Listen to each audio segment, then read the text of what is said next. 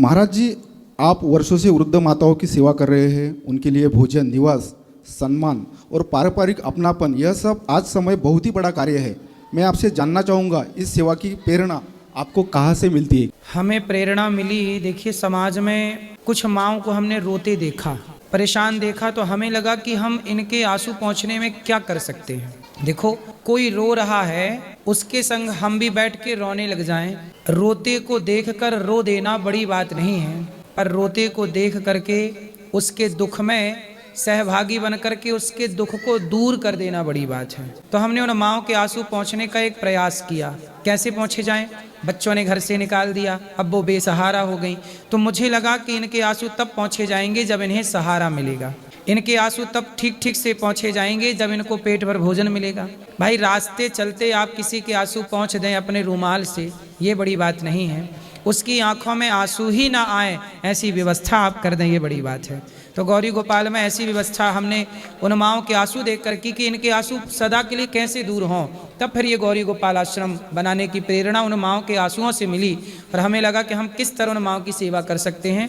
तो वही जो तब भाव था वो आज इस साकार रूप में आपको गौरी गोपाल के रूप में दिखाई पड़ रहा है। उसके बाद हम गौशाला ही गए, वहाँ का भी अद्भुत नज़ारा जो है, उससे एक प्रश्न उपस्थित हमने किया है। महाराज जी, आप अपने गौ सेवा और अन्नदान को केवल धार्मिक कर्म नहीं बल्कि सामाजिक आंदोलन के रूप में आपने खड़ा किया है। हजारों लोग प्रतिदिन अन्न प्राप्त हो रहा है, गौ माताओं की सेवा निरंतर चल रही है। क्या आप मानते हैं सेवा ही सबसे बड़ी साधना है?